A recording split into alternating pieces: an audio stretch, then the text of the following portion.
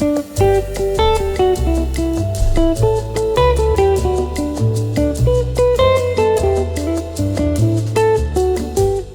is one of my favorite times of the year. You know, the energy that most people are giving off, and you know, the happiness, the sincere happiness and joy that are coming from everyone. It's just a really special time of the year. Here on Delmarva, Christmas kind of signals the beginning of what we call winter. Now, to you guys in Canada and you know, over in Minnesota, it's a whole different ball game as far as what we call winter. It's also the start of when the college and NFL football seasons really start getting interesting. And so when you're talking cold weather and football and you start bringing that into food, what do you think of? You can think of a lot of things, and I'm sure we'll have a lot of things down below. Tell me in the comments what you think of when it comes to cold weather and football. For me, we're talking chili. And we're not just talking a regular chili, we're talking a backyard bacon bourbon chili, and it's to die for. Stick around, we're gonna make some incredible chili.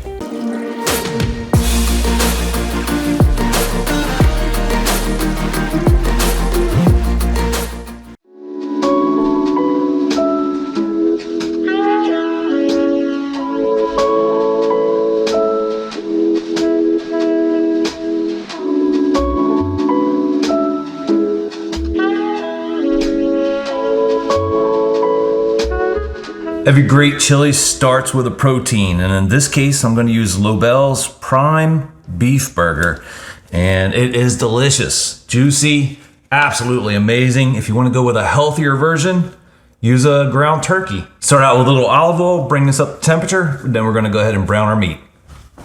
Let's start out by frying about 1 medium onion. Why do we wanna fry the onion? Well, color is flavor. And so we want to put a little bit of color on these guys and soften them up a little bit. We'll just cook them with the burger and add it to the chili mix all at one time.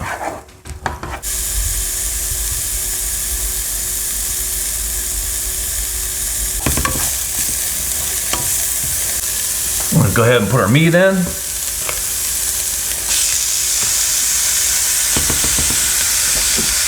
You want to make sure you get that sizzle. If you don't hear that sizzle, you put it in too early. Take it back out and wait till the pan's hot enough to get that sizzle.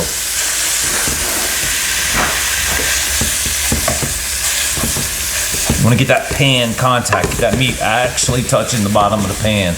That's where you're going to get the brownness for the meat. Remember, color is flavor. We want this chili to be bold and full of flavor.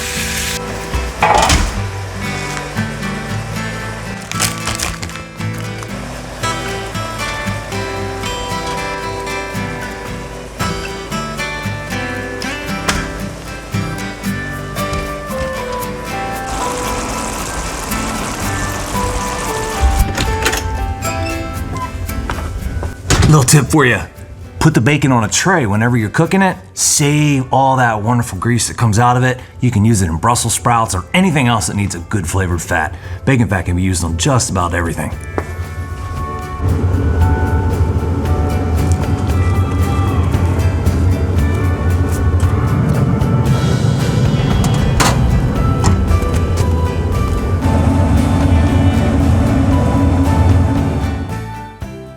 Next, we're going with 2 cans of red dark kidney beans.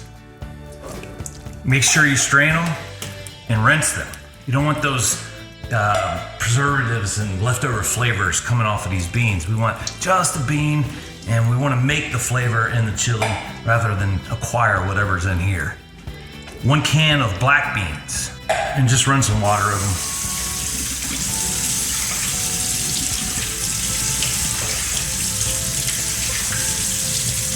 Now we're gonna go ahead and add the beans to our mix. 2 cans diced tomatoes, get unflavored, and if you can get low salt or no salt, get that as well. 2 cans of these. Now the next thing is a 3rd can of some type of tomatoes. You can either put tomato sauce, you can use big stewed tomatoes. In this case, I'm gonna go ahead and use a 3rd can of diced tomatoes, but I just want you to know you can go either way there. Gonna go a big tablespoon of some kind of tomato paste. The star of the show, 2.5 tablespoons of your favorite chili powder. For some earthy tones, we have 2 tablespoons of ground cumin. And for a little life to the party, we have a tablespoon of garlic powder. Now we're going to do 1.5 cups of some beef broth.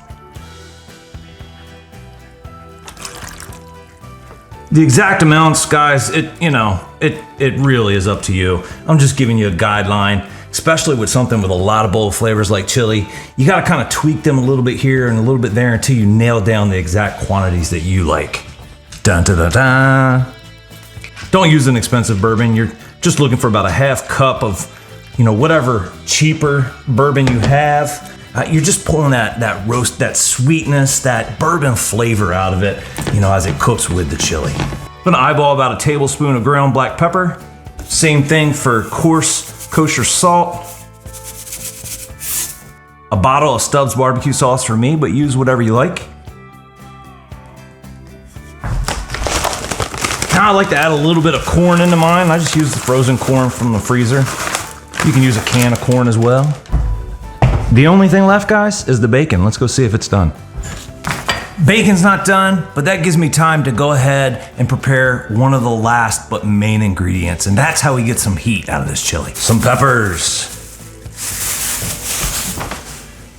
So we're just gonna go ahead and finely dice these guys up. I got some assorted peppers, some chili peppers, some habanero peppers. We're just gonna dice up about, it depends on your preference. I'm probably gonna do an habanero and a couple chilies. You could also use some red pepper flakes or some other kind of spice or sauce, but you gotta add a little bit of heat.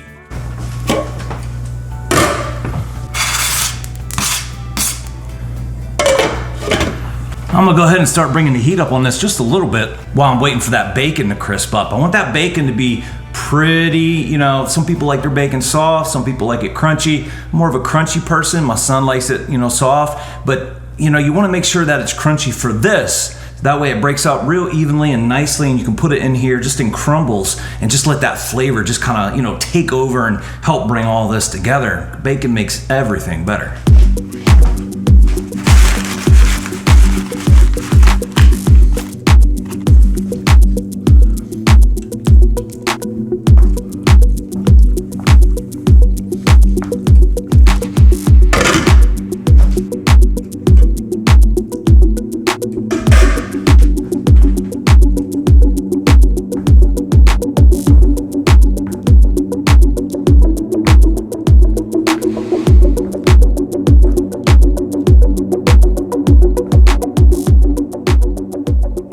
There's a few foods, chili being one of them, that the flavors just magically come together, a lot more after cooking. So after you maybe put it in the fridge and then the next day. You know what I'm talking about, those foods that they're good when they're done, but they're better tomorrow.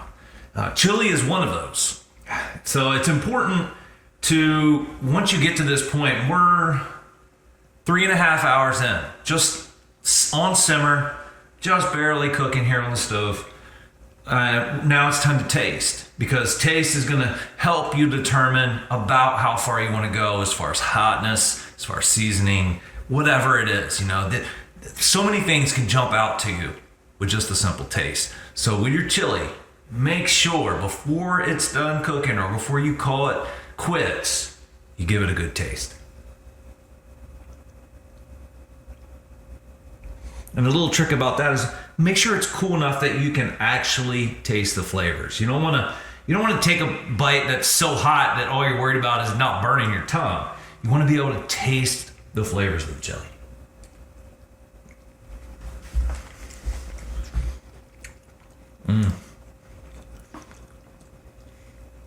Man, that's good.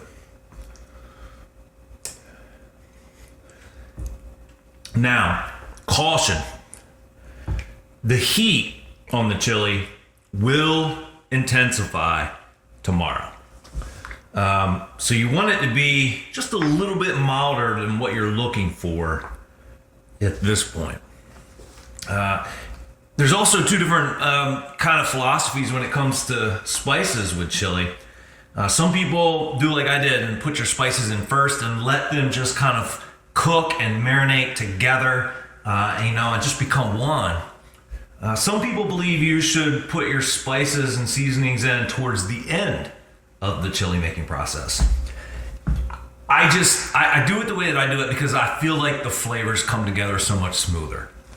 And I'm not criticizing anybody else's way of making chili. This is just my way of making chili.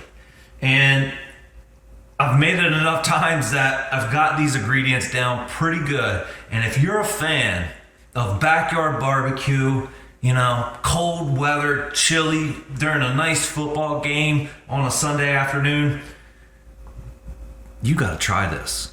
I'm serious, you gotta try it. It's delicious. Now, the other thing about chili is, the thickness, the consistency. The thicker you want it, then you just let it cook more. So, you're not gonna overcook this stuff. You just keep it on simmer and you can go as long as you wanna go. You go until the thickness that you're looking for. And I'm almost there. I'll probably let this reduce down another 45 minutes or so.